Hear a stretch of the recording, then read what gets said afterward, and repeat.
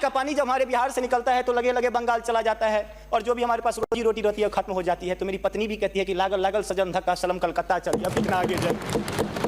आगे आते हैं, और पर्यटन की पर्याप्त संभावना है। एक बार आप कृपा करके देखिए, पर्यटन मंत्री बैठे हुए हैं, अब ताजमहल मुमताज महल की याद में बना, आपने उसको 7वां अजूबा में शामिल कर दिया। अरे हमारे यहाँ गया में दशरथ माझी छेनी लेके पूरा पहाड़ तोड़ दिए। इससे बड़ी और क्या बात हो सकती है? Akshay Kumar Jha to brief in 2 minutes.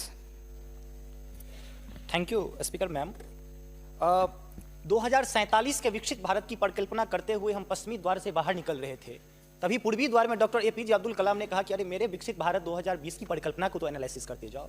माननीय महोदय, मैं कहना चाहूंगा कि 2047 में विकसित भारत बाद में बना लीजिएगा, पहले एपीजे अब्दुल कलाम के सपनों का 2020 का भारत कहां गया उसको तो एक बार एनालिसिस कर लीजिए। और मैं मानता हूं कि उसके एनालिसिस के पश्चात जो आपके पास जो रिजल्ट आएगा, जो परिणाम आएगा, वो 2047 के विकसित भारत की परिकल्पना को पूर्ण करने में कहीं ना कहीं बेहतर साबित होगा।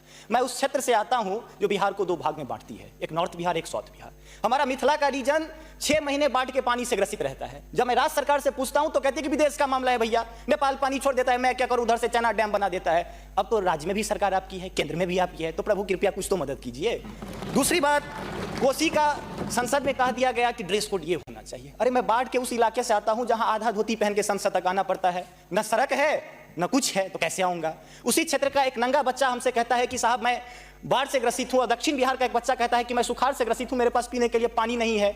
बीच वाला एरिया कहता है मैं नरसंहार से परेशान हूं। तो बिहार की एक परिभाषा बनती है कि उत्तर में बाढ़ है, दक्षिण में सुखाड़ है, बाकी जो बचा नरसंहार है, यही बिहार है। अब मैं कहां जाऊं?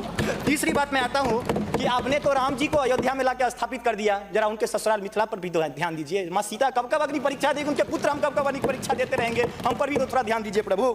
बाढ़ का पानी जब हमारे बिहार से निकलता है तो लगे लगे बंगाल चला जाता है, और जो भी हमारे पास रोजी रोटी रहती है खत्म हो जाती है। तो मेरी पत्नी भी कहती है कि लागल लागल सजन धक्का सलम कलकत्ता चल गया, कितना आगे जाए।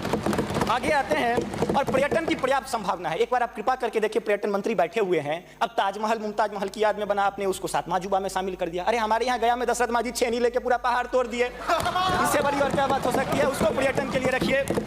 और ये जो भूखमरी, बेरोजगारी और शिक्षित राज्य की जो हम पर वो जो पीठ पर धो रहे हैं, वो हमको इसी तरह की कविता याद दिलाती है कि तू सिंह मारती गैसी, मैं कोने में दुबका बैल प्रिय, मैं पीपल सा सीधा साधा, तुम उस पे लटकी चुड़ैल प्रिय। तो ये अशिक्षा, बेरोजगारी हम पर चुड़ैल की तरह लटकी है। तो there is politics behind every politics. स्नातकोत्तर राजनीति विज्ञान में पढ़ाई होती है, उसको छोड़ के जरा राज्य और केंद्र में अब सामंजस्य स्थापित करके कृपा कीजिएगा प्रभु। बहुत बहुत धन्यवाद।